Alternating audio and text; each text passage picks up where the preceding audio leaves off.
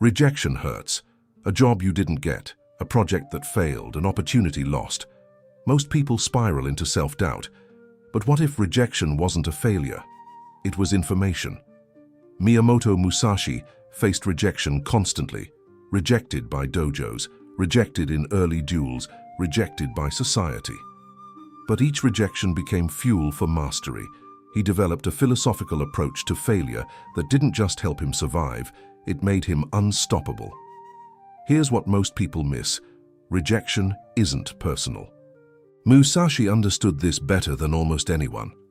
In this video, we explore 10 principles from his life that will transform how you handle professional rejection forever. By the end, you won't fear rejection anymore. You'll understand it. You'll learn from it. You'll use it to become stronger. This isn't motivational fluff. It's battle-tested wisdom from a legendary warrior who turned every rejection into a stepping stone toward mastery. Chapter 1. The Fall. Smith was 32 years old, a dedicated accountant working for the same firm for 7 years. He knew every number, every spreadsheet, every client account like the back of his hand. He came in early, stayed late, never missed a deadline. He was the guy everyone relied on. And when the promotion opportunity came up, senior accountant, the position he'd been waiting for, Smith believed it was finally his time. He imagined himself in that office. He imagined the salary increase, telling his family the good news, finally feeling like his hard work had paid off. For weeks, he replayed the interview in his head, convinced he'd nailed it. He had the experience, the skills, the track record. There was no reason he wouldn't get it. Then came the email. We've decided to move forward with another candidate.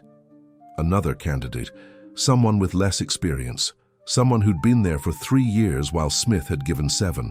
The rejection hit different this time. It wasn't just disappointment, it was a betrayal. All those years of loyalty, all those sacrificed weekends, all that dedication. And for what? Smith spiraled. For the first week, he called in sick. He couldn't face the office, couldn't face the person who got the job. He couldn't face himself. The voice in his head whispered relentlessly, "You're not good enough. You never were. Maybe everyone knew it except you." This wasn't his first rejection. Over the past few years, there had been others. A client who left for a competitor, a project proposal that got shut down, small rejections that accumulated like scar tissue. But this one broke something inside him. For 6 months, Smith existed in a fog.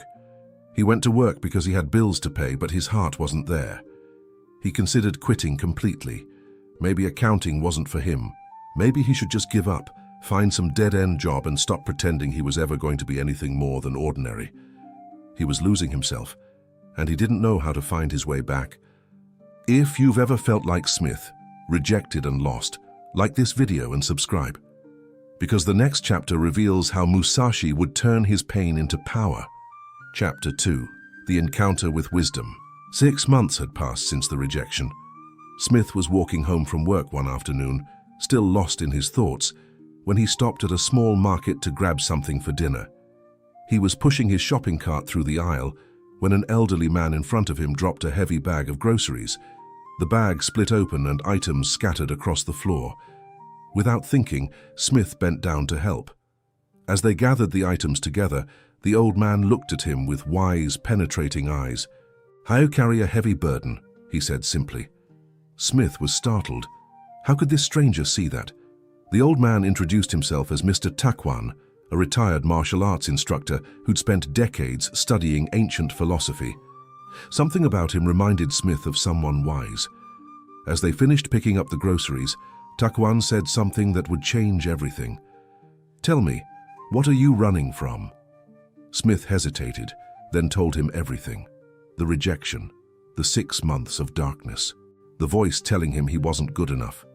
Instead of judgment, Takwan nodded slowly and said, "Come, I want to tell you a story." Over tea in Takwan's small apartment, he shared the story of Miyamoto Musashi, the legendary warrior who faced hundreds of duels and rejections. When Musashi lost, Takwan explained, he didn't spiral.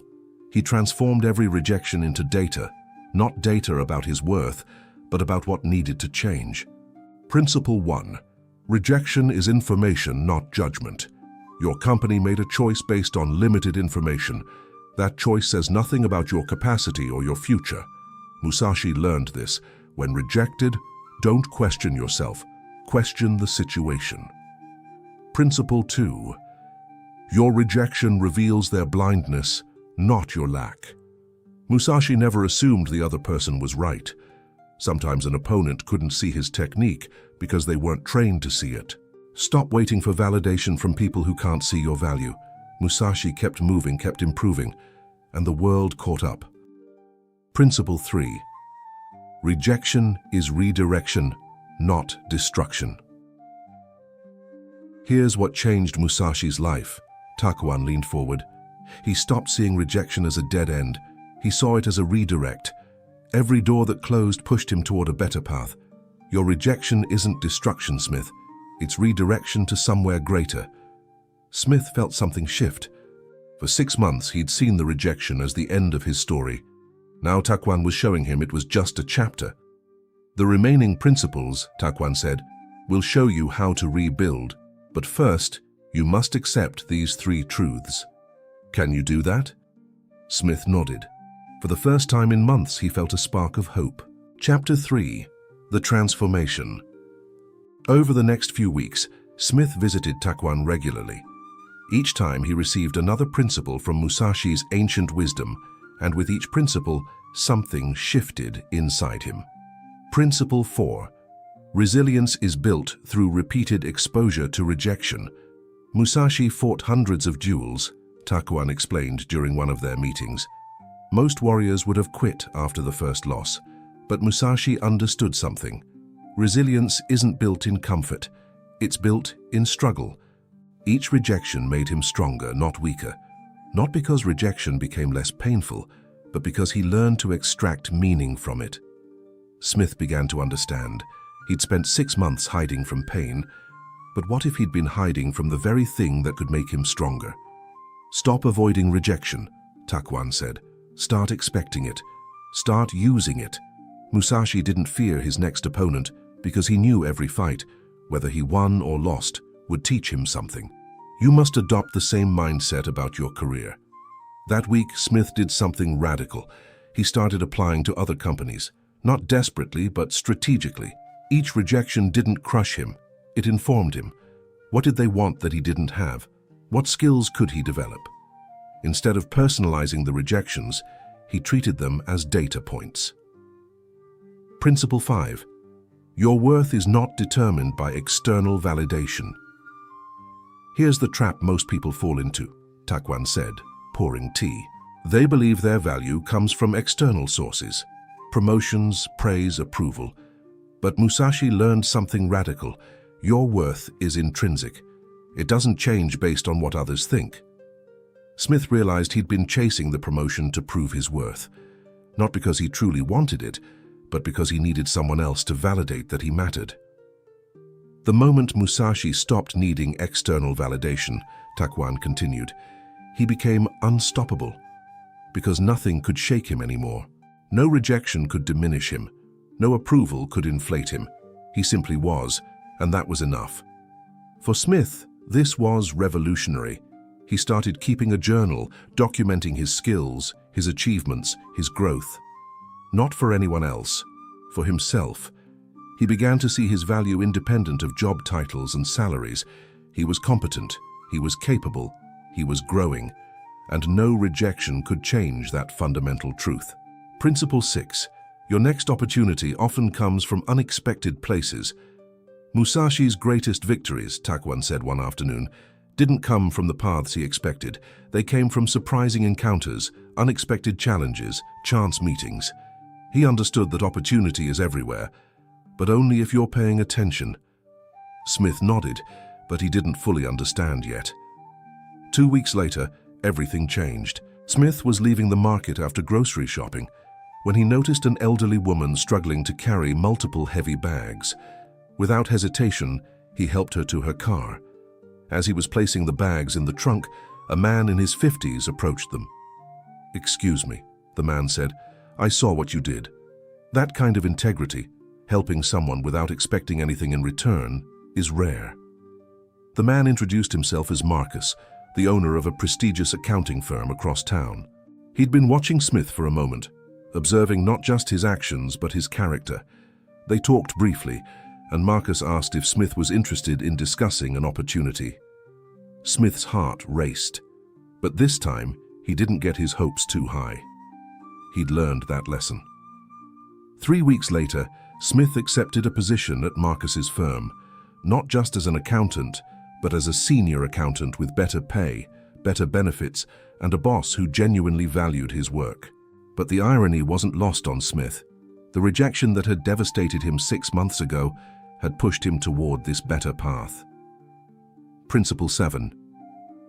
Rejection is not the end, it's a beginning. You see? Takwon smiled when Smith told him the news. The rejection wasn't the end of your story. It was the beginning of a better chapter. Musashi understood this. Every defeat, every rejection, every closed door was simply the universe redirecting him toward his true path. Smith thought back to those 6 months of darkness. If he'd gotten the promotion at his old company, he would never have met Takwon. He would never have learned these principles. He would never have met Marcus. He would still be trapped in a company that didn't fully value him. The rejection was painful, Smith said to Takwon, but it was necessary. Exactly, Takwon replied. This is Musashi's final wisdom. Trust the process. Trust that rejection is not punishment. It's protection. It's redirecting you towards something greater than you can currently imagine. Principle 8. Master your response, not the outcome. Here's what separates the warriors from the ordinary, Takwon said. Musashi couldn't control whether he won or lost a duel. What he controlled was his response, his preparation, his mindset, his effort. Everything else was beyond his control. Smith realized he'd been trying to control the outcome of job interviews, promotions, and company decisions. But the only thing he could truly control was his own effort, his own growth, his own mindset. Stop trying to control outcomes, Takwon advised. Master your response instead. Prepare thoroughly. Show up with integrity. Do your best. Then release the outcome. Whether they choose you or not, you've already won by mastering yourself. Principle 9. Pain is the teacher. Rejection is the classroom. In his new job, Smith faced new challenges. There were still rejections. Projects that didn't get approved, ideas that were questioned. But his relationship with rejection had fundamentally changed. Musashi welcomed pain, Takwon told him. Not because he enjoyed suffering, but because he understood that pain was information. It revealed weaknesses.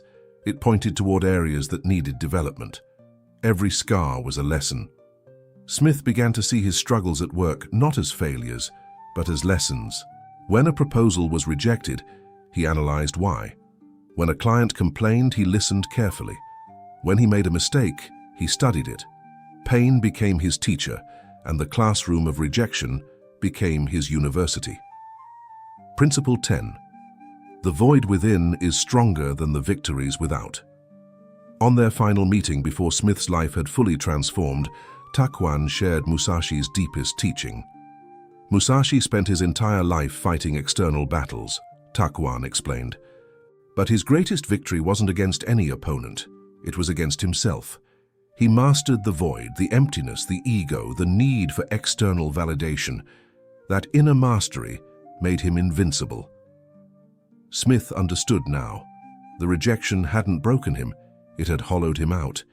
And in that hollowness he'd discovered something stronger than pride, resilience, something deeper than ambition, purpose, something more powerful than ego, peace.